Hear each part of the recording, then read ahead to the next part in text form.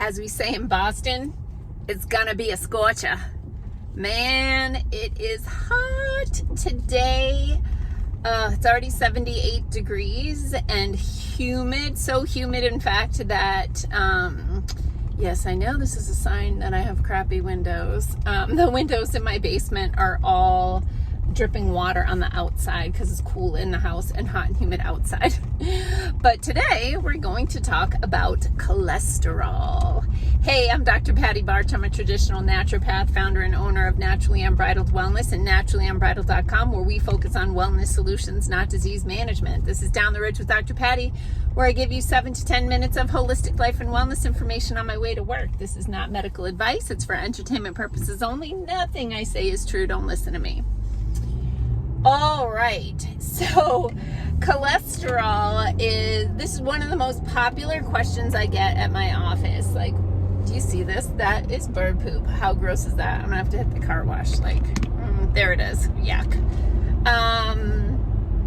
One of the most popular questions I get is, how do I lower my cholesterol? So first of all, remember, nothing I say is true. So cholesterol is a molecule that your body makes, and it doesn't make things that aren't useful. Your body makes things that it needs and uses them for different things. One of the things it uses cholesterol for is as insulation. So think about an electrical wire, and that's so gross. Think about an electrical wire and how it's insulated on the outside, right? And it's insulated on the outside to keep the electricity from sparking off and creating a problem, right? Stray voltage. So your body uses cholesterol as insulation in your brain. Your brain is mostly cholesterol. And that's all the insulation between the wires to keep the short circuiting from happening. So if you don't have enough cholesterol, you start to get short circuits in your brain, and then your brain will start putting down patches to try to repair that. And so that is important. One of the things that happens when you have high cholesterol or in your blood, in your arteries, one of the reasons is because of chronic inflammation. And due to chronic inflammation, what happens is, you've heard about the HbA1c or A1c, right? That's a measurement of inflammation. It's an inflammatory marker. But what happens, hemoglobin, that's the HbA1c of the A1c measurement. The HB is hemoglobin. Hemoglobin is an iron-containing molecule in your red blood cells that helps to hold oxygen onto the cells.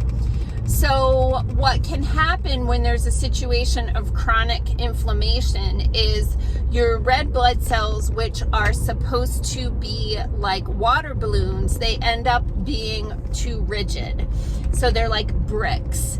And so every time your heart beats, the water balloons are supposed to just kind of roll and bounce off the inside of your arteries. But if they're bricks and not water balloons, that causes a little bruise on the inside of your artery. And so what does your artery do? It puts down a protective layer. What does it use for protection in the body? Cholesterol.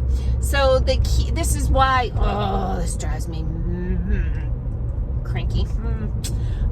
This is why they like to put people with diabetes, pre-diabetes, insulin resistance, they like to put those people on a cholesterol lowering drug, a statin drug, because eventually these people end up with high cholesterol. But the cholesterol is a response to the inflammation, which is a response to the insulin resistance / diabetes, which is a response to the crappy freaking American diet.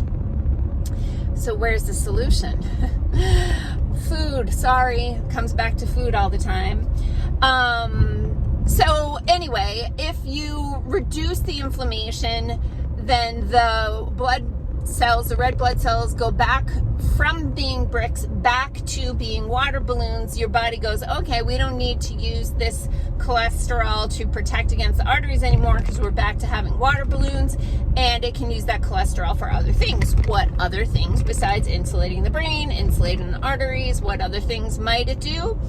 Cholesterol is the backbone of your sex hormones. So estrogen, progesterone, testosterone, all the steroid hormones, cholesterol, they're molecularly linked. So cholesterol is an important molecule. Your body doesn't make molecules that aren't important. Yeah, unless you're genetically modified from something you did a couple years ago, but that's another video. Okay, the other thing is very little cholesterol comes from diet. So that is 1985 rationale. It's bunk. Like, forget it. Go ahead and eat the yolk, right? Eat butter, eat the yolk. Don't eat hydrogenated seed oils like margarine. I can't believe it's not butter. Like, all that stuff is horrible for you and creates inflammation, which leads to high cholesterol. Here we go again. And so also going back to the 80s where, you know, if you're old enough like me, you remember Mr. Cholesterol and Parquet butter, right? All those commercials that were telling you that butter is bad and seed oils are good. And then what happened? The size of the population physically exploded. So yeah, it all comes back to food again. And then the final thing I wanted to mention about cholesterol is they keep lowering the bar. So what the standard bell curve cholesterol level was in the 70s and 80s when the majority of people were actually in good body condition, the cholesterol levels were higher, like a lot higher.